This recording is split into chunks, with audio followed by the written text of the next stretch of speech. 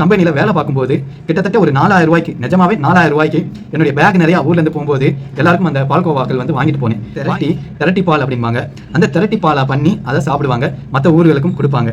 இது வந்து அந்த காலத்தில் இடங்களில் கூட பார்த்துக்கலாம். இந்த கூமா பெட்டி அப்படின்னு சொல்லிட்டு ஒரு நபர் வந்து இப்போ ட்ரெண்டிங்கில் இருக்கார் இல்லையா, அதில் விளையக்கூடிய அந்த பாலை பற்றியும் கண்டிப்பாக தெரிஞ்சிருக்கணும். ஸ்ரீவில்லிபுத்தூர் அப்படிங்கிற ஊர் வந்து இன்னைக்கு தோன்றுனது கிடையாது. இவ்வளோதான் இருக்குது, 50 கிராம். இது 20 ரூபா, பார்த்துக்கோங்க. இப்போது என்னடா பேக்கிங் இது?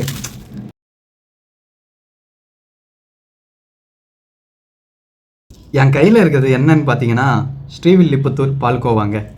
திருநெல்வேலி அல்வாவுக்கு அப்புறம் நமக்கு ஞாபகத்துக்கு வருது ஸ்ரீவில்லிபுத்தூர், திருவில்லிபுத்தூர் பால்கோவா தான். சென்னை வெளியூருக்கு சென்று வேலை பார்க்குற இந்த ஊருக்காரங்களுக்கு ஏதோ ஒரு கடையில் ஸ்ரீவில்லிபுத்தூர் பேர் போட்டு ஒரு பால்கோவா விற்கிது அப்படின்னா அதில் அந்த பேரை பார்த்தாலே ஒரு இனம் புரியாத ஒரு சந்தோஷங்க. அப்படி எங்கள் ஊர் பேர் போட்டு இந்த நகரங்களில் விற்கக்கூடிய இந்த பால்கோவாக்கள் அவ்வளோ ஒர்த்தா இல்லையா அப்படின்னு தான் இந்த வீடியோவில் பார்க்க போகிறோம். அதுக்கு முன்னாடி இந்த பால்கோவாயினுடைய கதையை மட்டும் பார்த்துடலாம். இப்போ வாங்க நம்ம வீடியோக்குள்ளே போகலாம். பிடிச்சிருந்தா சப்ஸ்கிரைப் மட்டும் பண்ணிடுங்க. வாங்க வீடியோக்குள்ளே போகலாம். புவிசார் குறியீடு அப்படிங்கிறதும் இந்த பால்கோவாக்கு இந்த ஊருக்கு கொடுத்துருக்குறாங்க. அப்படி நிறையா ஊர்களில் பால்கோவாக்கள் செய்யப்பட்டாலும் ஏன் ஸ்ரீவில்லிபுத்தூர் பால்கோவா மட்டும் அவ்வளோ சிறப்பாக இருக்குது அப்படின்னா அதுக்கு முதல்ல ஸ்ரீவில்லிபுத்தூர் அப்படிங்கிற ஊரை பற்றியும் நம்ம தெரிஞ்சுக்கணும். விருதுநகர் மாவட்டம்னு ஒரு மாவட்டம், மதுரைக்கு கீழே இருக்கிற ஒரு மாவட்டம். அந்த விருதுநகர் மாவட்டத்தில் இருக்கிற ஒரு ஊர் தான் திருவில்லிபுத்தூர். ஒரு மாவட்டத்தில் ஒரு நகரம் 2 நகரம் ஃபேமஸாக இருக்கலாம். ஆனால் விருதுநகர் மாவட்டத்தில் மட்டும்தான் இருக்கிற எல்லா டவுனுமே ஃபேமஸான நகரங்கள் தான். சிவகாசி பட்டாசுக்கு ஃபேமஸ், ஸ்ரீவில்லிபுத்தூர் ஆண்டாள் கோவில், அப்புறம் பால்கோவாவுக்கு ஃபேமஸ், ராஜபாளையம் வந்து நாய்க்கு சிறப்பானது, சாத்தூர் சேவு, விருதுநகர் எண்ணெய் பரோட்டா அப்படின்னு எல்லா நகரங்களுமே இந்த மாவட்டத்தில் ஏதோ ஒரு சிறப்போடு தான் இருக்குது. அப்பேற்பட்ட அந்த மாவட்டத்தில் மேற்கு தொடர்ச்சி மலையை ஒட்டி இருக்கிற ஒரு நகரம் தான் இந்த ஸ்ரீவில்லிபுத்தூர். சிவகாசிக்கு கிட்டக்க இருக்கிற ஒரு நகரம்.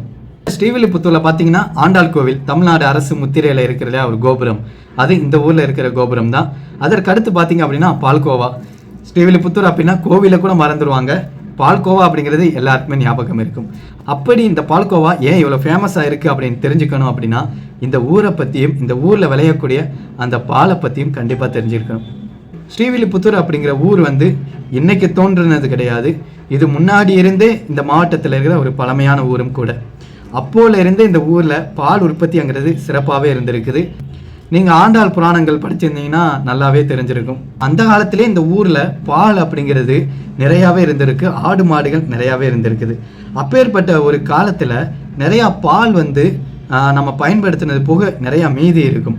அப்படி மீதி இருக்கும்போது அதை என்ன பண்ணுவாங்க அப்படின்னா அந்த திரட்டி பாலாக பண்ணுவாங்க. அந்த பாலை வந்து திரட்டி பால் அப்படின்பாங்க. அந்த திரட்டி பாலாக பண்ணி அதை சாப்பிடுவாங்க, மற்ற ஊர்களுக்கும் கொடுப்பாங்க. இது வந்து அந்த காலத்தில் இப்போ திரட்டி பாலாக இது பற்றி இருந்தாங்க. இப்போ வந்து ஆண்டாள் வந்து மறுவீடு போகும்போது இந்த பால்கோவா கொடுக்கிறதா, திரட்டி பாலை கொடுக்கிறதா, அக்கார வடிசலை கொடுக்கிறதா கூட சொல்கிறாங்க. அப்போவே அப்படி இருந்தது அப்படின்னா இப்போ எப்படி இருக்கும்? அதுக்கு அடுத்து காலங்கள் மாறுது. அந்த திரட்டி பால் அப்படிங்கிறத ஒரு புதுவிதமான ஒரு இனிப்பு பலகாரமாக செய்கிறாங்க. அதுதான் பால்கோவாங்க. இவ்வளோ பாலை அப்படியே கொதித்து திரட்டி சர்க்கரை போட்டு அப்படியே ஒரு இதாக ஒரு பக்குவமாக பாரம்பரிய முறையில் பண்ணி இம்புட்டோண்டு கொண்டு வருவாங்க.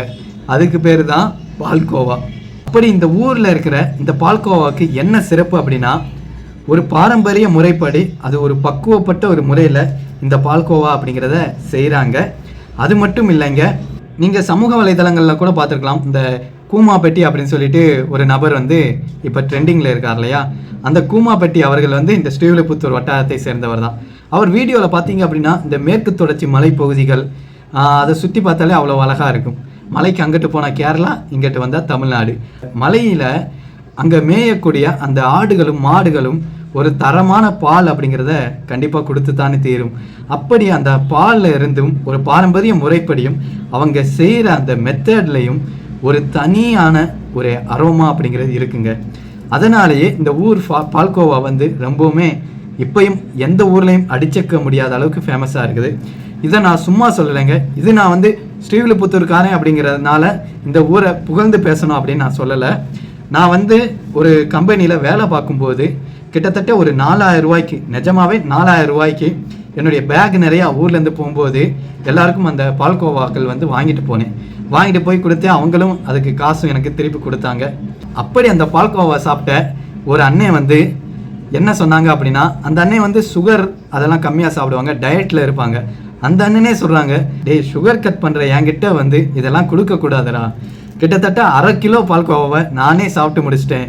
இப்படியே நீ டெய்லி கொடுத்தேன்னா அவ்வளோதான், என்னால் சுகர் கட் பண்ணவே முடியாது அப்படின்னு அப்படியே புகழ்ந்து தள்ளுனாங்க. எனக்கு சந்தோஷமாக இருந்துச்சுங்க. இது உண்மையிலே நடந்தது. இந்த ஊர் பால்கோவா சாப்பிட்டீங்க அப்படின்னா நிஜமாவே உங்களுக்கு ஒரு அற்புதமான ஒரு டேஸ்ட் அப்படிங்கிறது கிடைக்கும். இந்த நகரங்களில் எங்கள் ஊர் பேர் போட்டு கிடைக்கிற இந்த பால்கோவா நல்லா இருக்குதா? கண்டிப்பாக பார்த்தாகணும்ல, வாங்க பார்க்கலாம். எங்கள் ஊரில் 1/4 கிலோ பால்கோவா வந்து 90 ரூபாங்க. இங்கே வந்து இதை வந்து 50 கிராம் போட்டு 20 ரூபாய்க்கு விற்கிறேன் அந்த பால்கோவாவை. அந்த 20 ரூபாய்க்கு இவ்வளோ தான் இருக்குது. 50 கிராம் இது 20 ரூபா, பார்த்துக்கோங்க. இப்போது என்னடா பேக்கிங் இது?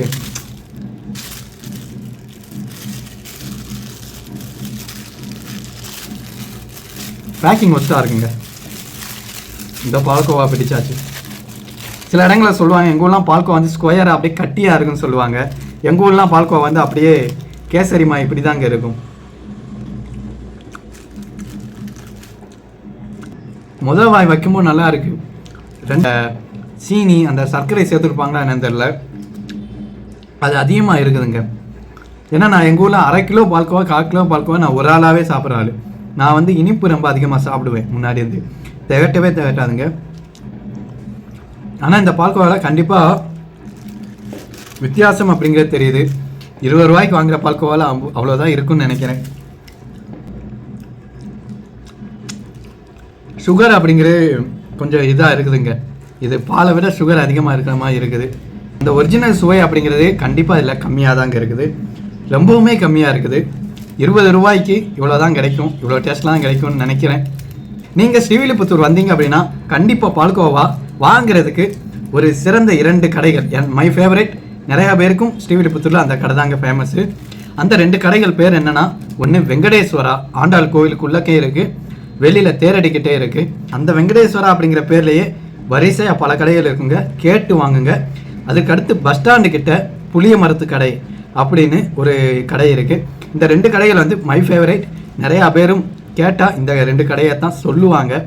ஸ்ரீவில்லிபுத்தூர் போனீங்க அப்படின்னா கண்டிப்பாக பால்கோவா வாங்கி சாப்பிடுங்க. பால்கோவா இங்கே வாங்கி சாப்பிட்டவங்க கமெண்ட் பண்ணுங்கள் எப்படி இருந்துச்சு அப்படின்னு. நன்றி.